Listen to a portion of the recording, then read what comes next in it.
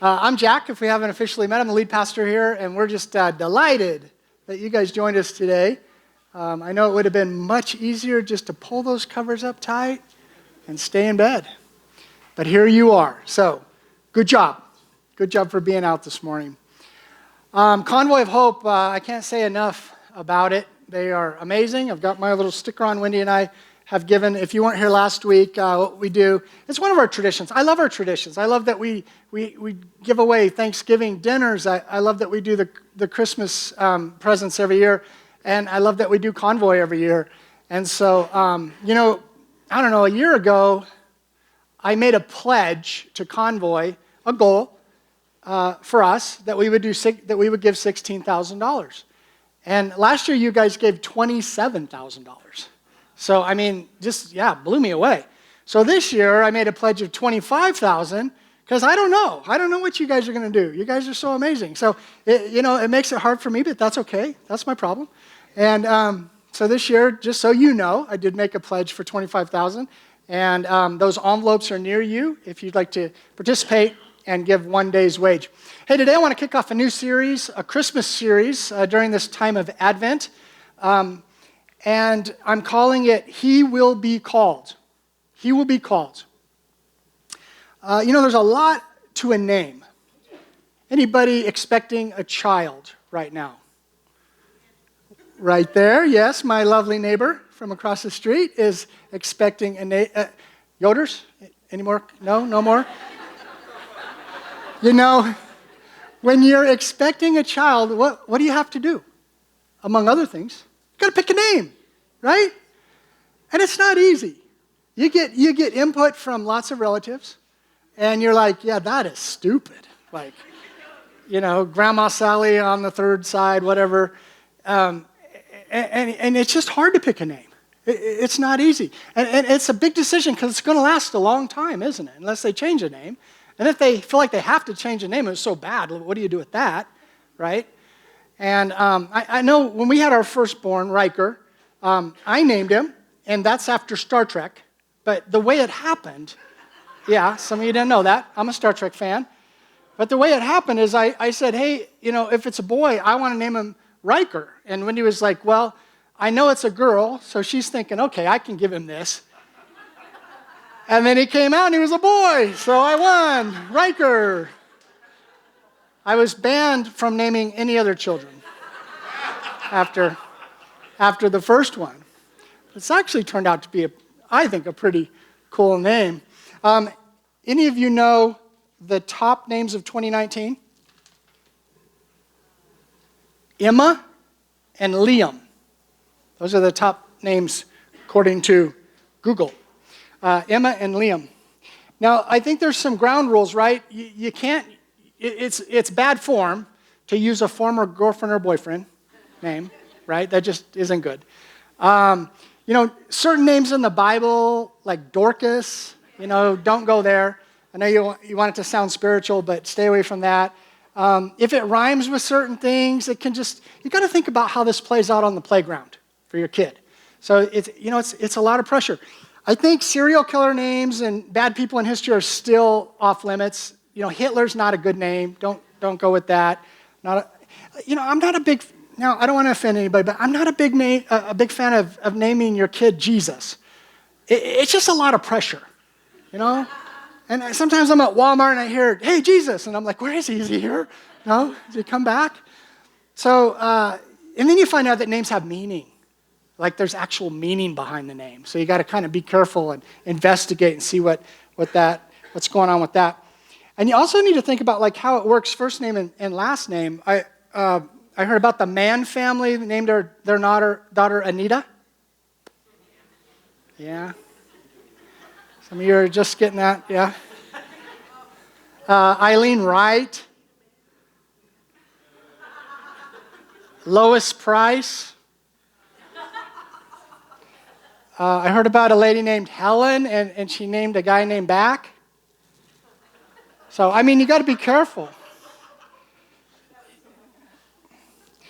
During Advent, I want to look at some names that were prophesied about Jesus 700 years by the prophet Isaiah.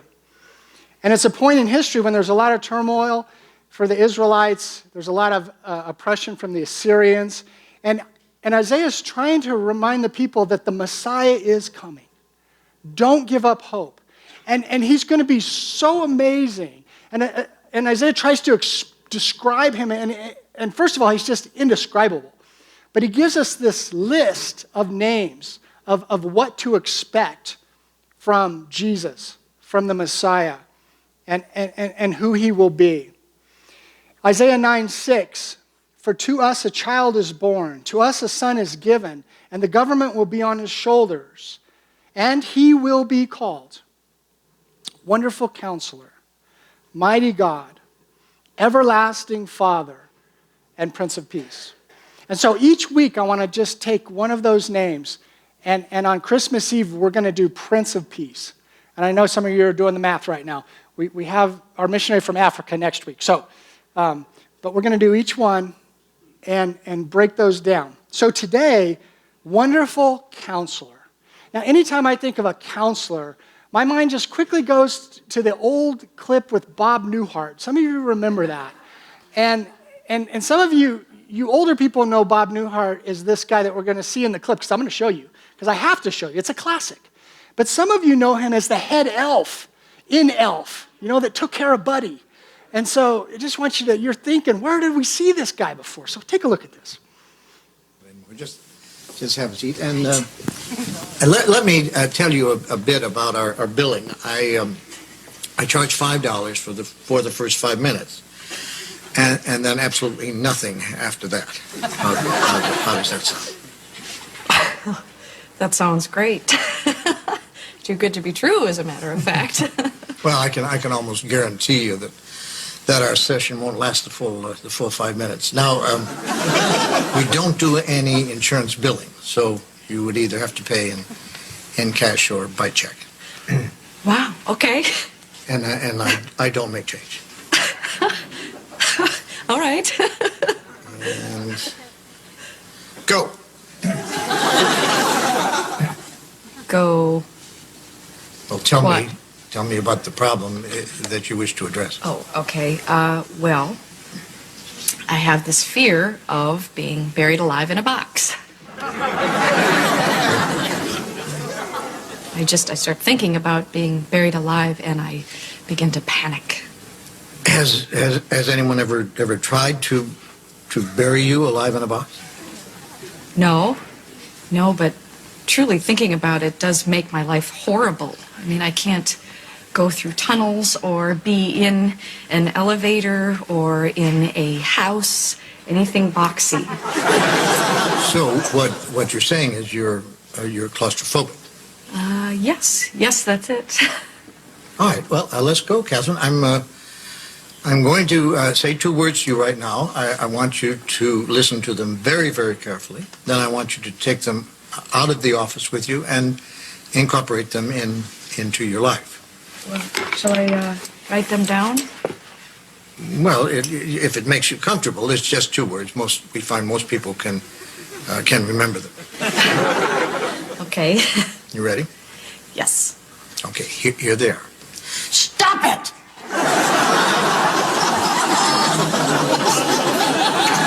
I'm sorry? Stop it! Stop it? Yes, S-T-O-P, new word, I-T. So, what are you saying? It's funny. I say 2 simple words, and I cannot tell you the amount of people who say exactly the same thing you're saying. I mean, this is not Yiddish, Catherine. This is English. Stop it. So, I should just stop it. There you go. I mean, you don't want to go through life being scared of being buried alive in a box, do you? I mean, that sounds frightening. It is. Then stop it. I can't. I mean, it's been with me since childhood. No, we don't go there. Just stop it. So I should just stop being afraid of being buried alive in a box. You got it. What's the problem, Catherine? I don't like this. I don't like this therapy at all. You're just telling me to stop it.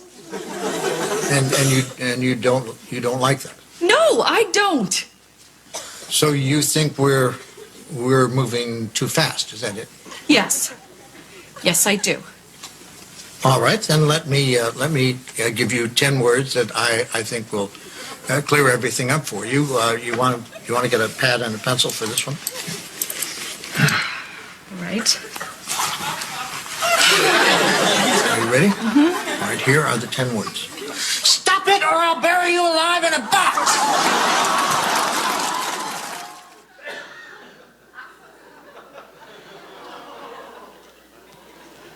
Wonderful Counselor. Well, these two English words come from two Hebrew words, Pele and Yoes. And Pele simply means beyond understanding. The prophet's like, I'm going to try to describe the Messiah, but let me just start with, there's really not anything in your language, even in your comprehension, to describe Jesus. So let me just start there with indescribable. And that's what gets translated as wonderful. And then this word counselor. And this word counselor means somebody who's wise. To go to someone for good advice. It's not bad advice. It's good advice. It means to consult or advise or guide. And so he's saying one day a son will be born, a child will be given to us, and his name will be Pele Yoes. He will be the wonderful counselor. He'll be God in the flesh, the Alpha and the Omega, the beginning and the end. And he knows you, and he knows what you're going through, and he knows what causes you pain, and he understands exactly what you're going through. And therefore, he can be your wonderful counselor. Hebrews 4:15 says it like this: we do not have a high priest who is unable to empathize with our weakness, but we have one who has been tempted in every way, just as we are, yet he did not sin. Let us then approach God's throne of grace with confidence, so that we may receive mercy and grace. Find grace to help us in our time of need. Our wonderful counselor, Jesus, he's been through it. He's been through whatever you're going through. He's been tempted in every way. He understands your pain and your hurt. He has experienced life as you have. And that's why verse 16 says that we can go to him with confidence. We can go to the wonderful counselor with confidence. He's here to help. What kind of people need a counselor? You know, it used to be kind of like, well, it's just people that are really messed up. You know, they need a counselor. It was kind of not very, cool to have a counselor. Now it's kind of cool. You know, I hear people all the time, well, I'm a counselor said. I have a coach. The Vineyard provides us with a coach. He's up in Wisconsin, and we have these little sessions. We have one scheduled tomorrow for about an hour, and I just tell him about all the people in church that are giving me a hard time. And he listens, and, it's great. But who needs a counselor? First of all, people who are hurting. People who are hurting. Jesus came for the hurting.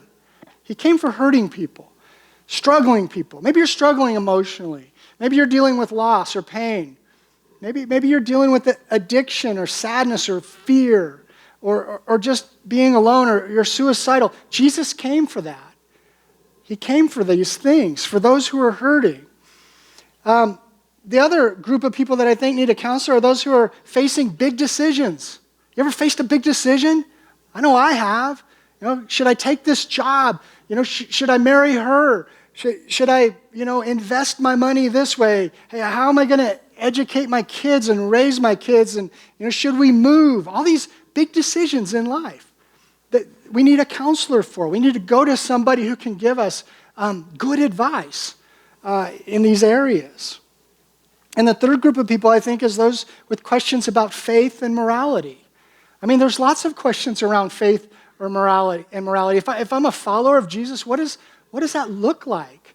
What does it mean? What is your best for me, Jesus? All things are permissible, but not all things are helpful. What are those things? How can I fulfill your purposes in my life? How can I best serve you? How can I make you, famous? Use me. what do I do with my pride? You know, you say to live at peace with everyone. How do I even do that? Where do I start? How should I invest relationally in people? You know, all these questions of life. What is my response to the poor? What is my response to injustice when I see it out there? These are questions to take to the wonderful counselor. How can I be a good neighbor? You know, some of you should learn your neighbors' names. That's a good place to start for some of you. You know, how can I be a good neighbor? Jesus calls us to that. And sometimes we forget that Jesus didn't only come to save us, but he came to help us. And the prophet calls him a wonderful counselor. Do you remember the interaction that Jesus had with Matthew? I mean, Matthew's a tax collector. Nobody liked them very much. I mean, this guy, he's a crook, basically. And he has the backing of Rome to collect taxes from his own people and take as much as he wants for himself. That's pretty much what was going on. And people didn't like that very much. And so he was kind of in this class of people, tax collectors and sinners. All, you know, just those were the people. And Jesus has an interaction with Matthew, and he says, hey, follow me. And Matthew, based on this interaction, decides to throw a big party. And he brings all of his friends that are like him to the party. And he's like, hey, Jesus is coming to my house. Let's have a party. I want to invite you to meet him.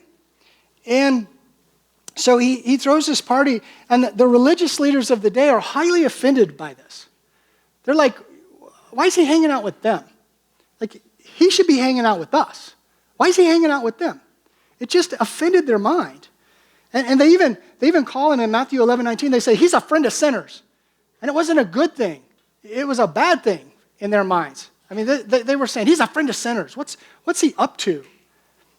Doesn't Jesus know that these aren't our kind of people? They fill in the blank. You know, they cuss, they cheat, they steal, they hate, they manipulate, they walk proudly. They're selfish, they're greedy, they're messy, they're broken. And in Luke 5, Jesus says, it's not the healthy who need a doctor, but the sick.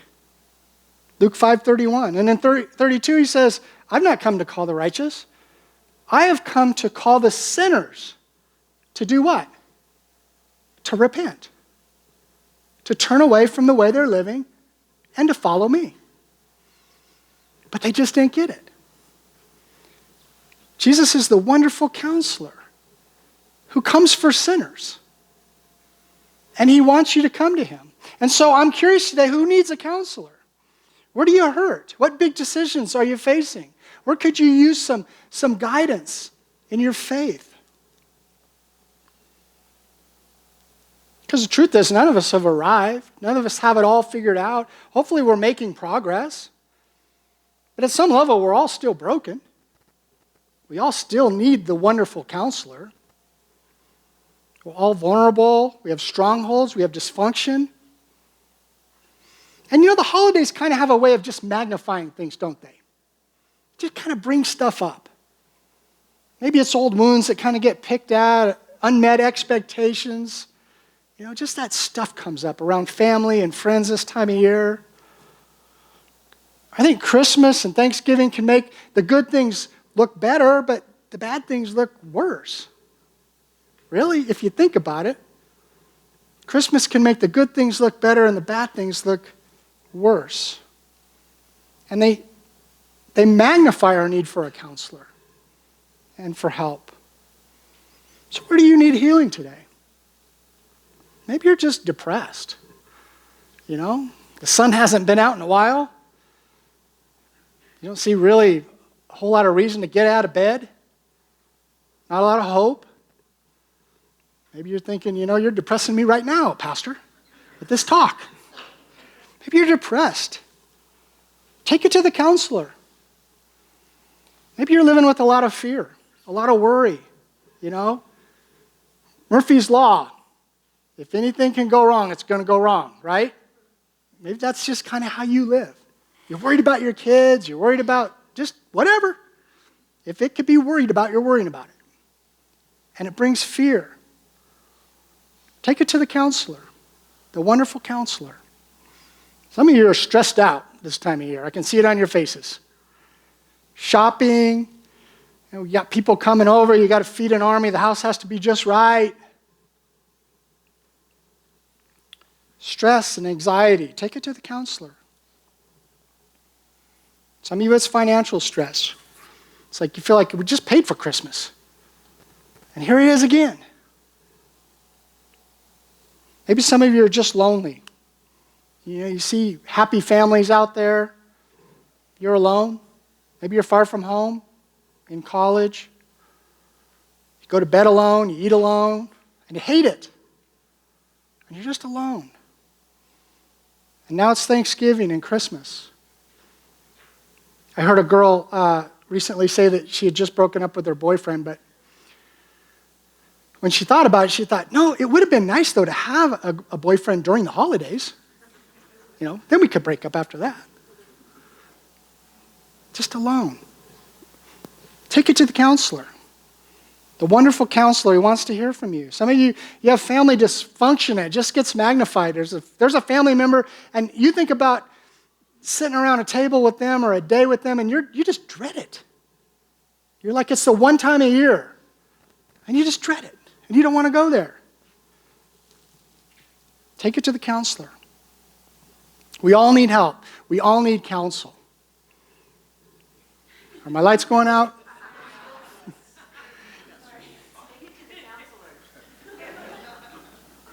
So where do you need help in your life? Where do you need a wonderful counselor? 3 ways, and we'll wrap up. If you're taking notes, the first one is we need to be brutally honest with the counselor. We need to be brutally honest with the counselor. There's an account in the New Testament in John chapter 4 about a woman who was very much like some of us, many of us. She just wanted to be loved. She just wanted to be accepted. And she kept thinking, her strategy was, if I just find the right guy, if I just find the right husband, if I just find the right relationship, then I'll be complete and I'll be loved and I'll be accepted. But she, like many of us today, 2,000 years later, she kept picking bad guys. She just kept picking bad. And she runs into Jesus, the wonderful counselor, down at the local, watering hole. And Jesus engages her. And he makes a probing statement. Isn't that what good counselors do? They make a probing statement. And in that moment, she can be honest or she can lie. She can be honest with the counselor or she can lie. Jesus said to her, hey, go get your husband and then come back and we'll talk some more.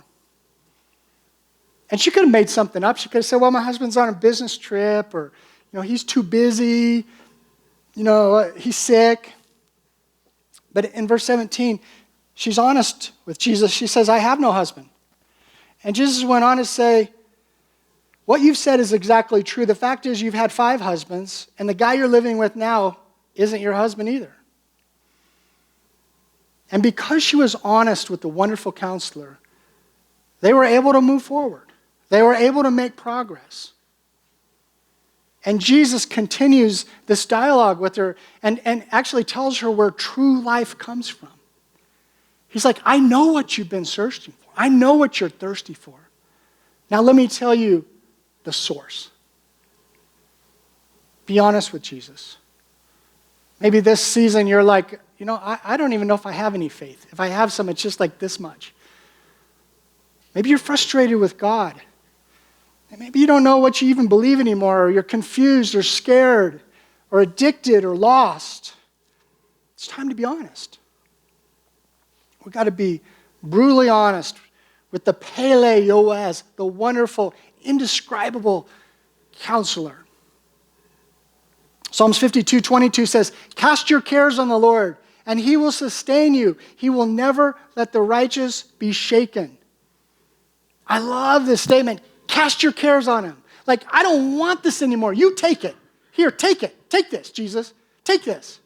I do that with my grandbaby when she's smelly. I take her to her mom and I say, take this baby. I don't want her anymore. Clean her up and then I'll hold her again. Cast your cares. Throw them at him. Got to be brutally honest. The second thing we need to do is we need to learn to listen to the counselor's voice. Learn to listen to the counselor's voice. In Mark chapter 9, Jesus took 3 of his disciples and they went up to the top of a mountain and something incredible happened. It was like sci-fi to the max. Jesus, he started to kind of like glow and he was like in this heavenly form. We don't even quite understand it all today. It's called the Transfiguration. And then in that moment, 2 guys show up, Moses and Elijah. And what's really interesting about this is they were dead. Like they had been dead a long time. Like they didn't just follow him up the mountain. They had been dead. And so there's this moment. And then as quickly as it happens, it all just kind of stops. And then a voice comes from heaven. It's like God says, now that I have your attention, now that I have you leaning in, here's what I want to say to you. And what do you think he said in that moment? Of all the things that he could say. Mark chapter 9, verse 7. A voice from a cloud said this, "This is my son, whom I love." What? Listen to him. Listen to him. And if there's anything that God, I think, would say to us today, right here, right now, just like on that mountain where the transfiguration happened, it would be, listen to him. Listen to my son. Listen to the wonderful counselor. And some of you might be thinking, well, how does he speak? You know, what is it, like an audible voice? Like, well, he speaks in many different ways. Lots of different ways. You know, maybe you'll catch something, and hopefully in what I'm saying today, that will speak to you. It will speak to your heart. And you'll just be like, you know, I know that's God. I know that's God. You know, sometimes he speaks through the person sitting by you in church. Maybe they'll say something to you today. Maybe they'll pray for you today.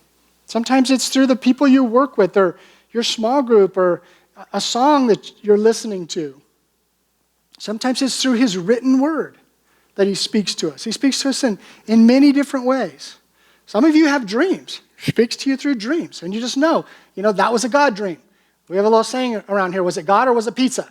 Sometimes it's a pizza dream. But sometimes it's a God dream. And you need to write it down. You need to listen. You need to pay attention. You need to ask some wise people around you, does this mean anything? What's going on? I had a lady come up to me after second service today, and she had a word for me. And she was kind of shaking physically.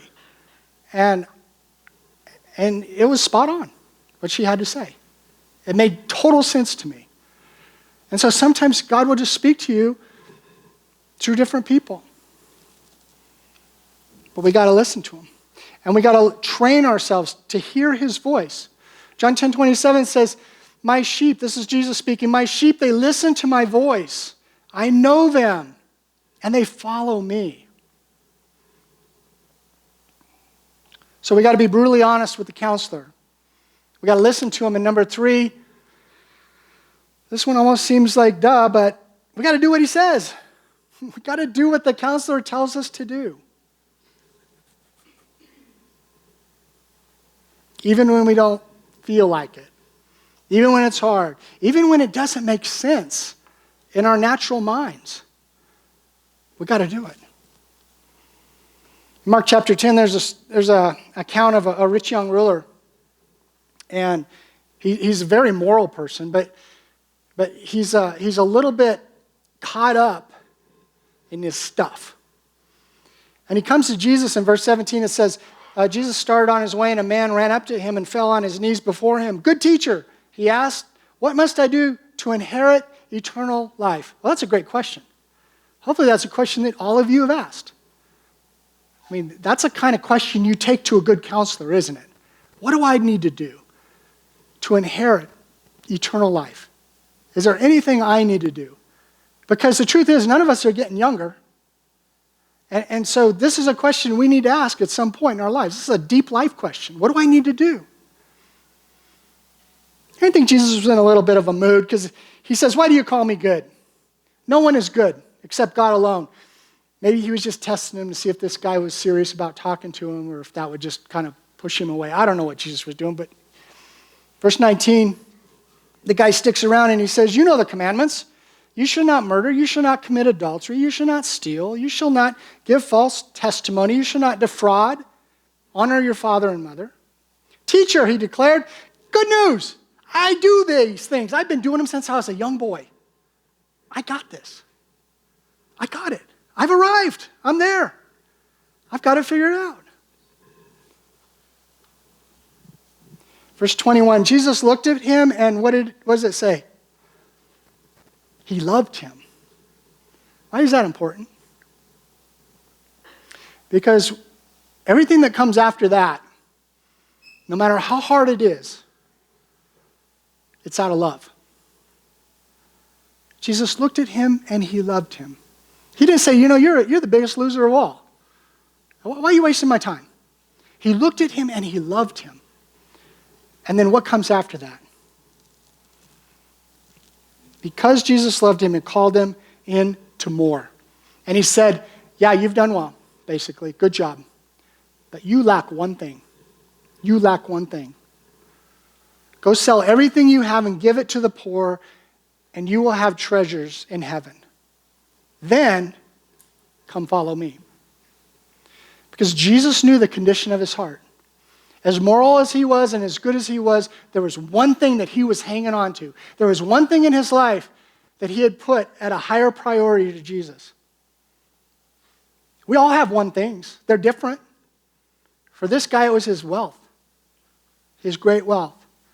And Jesus, out of love, called him into more and called him into making a kingdom investment.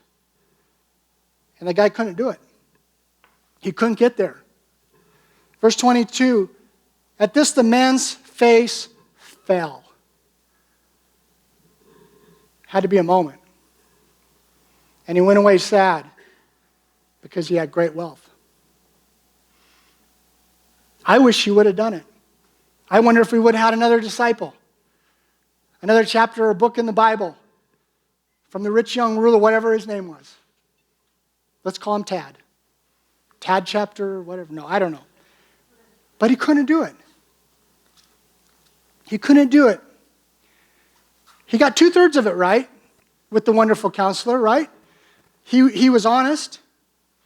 He listened. But when Jesus asked him to do something, he couldn't do it. And because Jesus loves us, sometimes he's going to say things to us that are hard to hear. He's going to ask us to do things that we don't want to do. For some of you, it might be getting out of a relationship that's not good for you. Some of you, it might be getting into a relationship with some people you need to be around, like a small group. Some of you, he might be saying it's time to downsize. Some of you might be saying, hey, it's time to upsize, and host the biggest small group in your neighborhood. Some of you, he might be saying it's time to be generous. Some of you might be saying, hey, it's time to get serious about following me. Because I need to be number one. I need to be first. And that's what he said to the rich young ruler. And it was too much. It was too big of an ask for him to do it. I thought of a question while I was working on this talk. For me, but maybe for you. As a follower of Jesus, what have I sacrificed? What have I actually sacrificed? Have I given anything up? Do I live my life any differently than I did before I met Jesus? It's a great question. What are you now doing that you wouldn't be doing? And if you can't think of anything, he might just be trying to get your attention.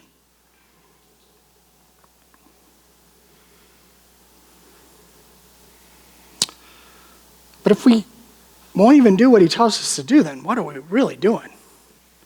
How are we even following?